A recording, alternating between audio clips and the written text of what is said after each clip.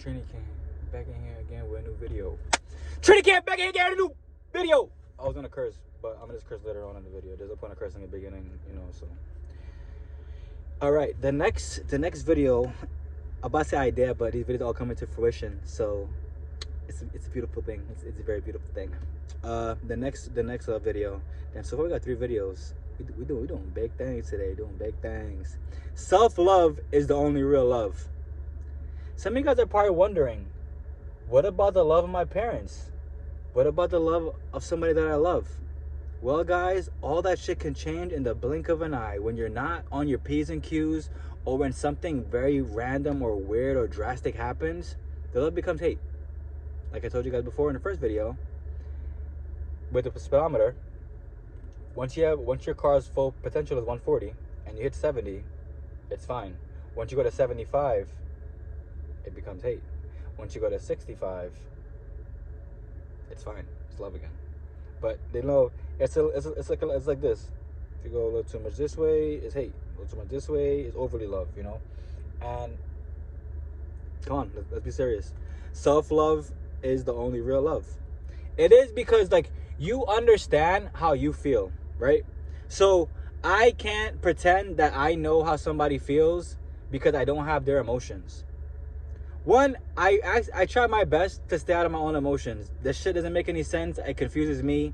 It confuses like what I'm about to do the rest of the day, how I feel about situations. It doesn't make any sense.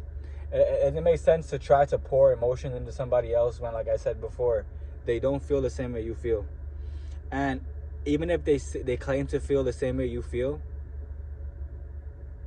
it's not. It's not because they're not you and you're not them. And one thing I gotta realize too is that it is pretty much your own due diligence to stay out of your own way. No one's gonna tell you that, so I'll tell you that today. It's literally in your own best interest to continue moving forward, to continue investing in what works, to continue to not look around and try to pretend that, like, you know, I'm gonna try to be just like, you know, this person that I know, when in reality you don't really give a fuck, you know. So it's just best that like you continue to pour your cup full until it trickles over to somebody that you can really trust and they actually believe in the vision that you have. This is why I say self-love is the only real love, because you really got to think about it from, like I said before, the emotion that you feel, nobody's gonna feel those emotions.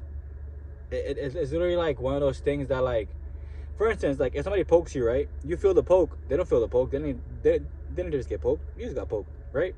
So it's just one of those things you really gotta realize it. Like, I know people like tend to believe that, you know, like your parents can live unconditional, all the different stuff, and I mean, like, that's true to an extent, but like you can't expect them to lead you to the promised land. You just can't. You gotta lead yourself to the promised land. There's no point of trying to become like dependent on somebody when, like, you know, you guys can literally not do the same things, but like you're able to maneuver on your own. Yeah, it's great to have a team and people around you that, you know, do believe in the vision, because that's when it works. But it all comes down to, what if this person doesn't believe in the vision? What if this person doesn't really care what's really going on?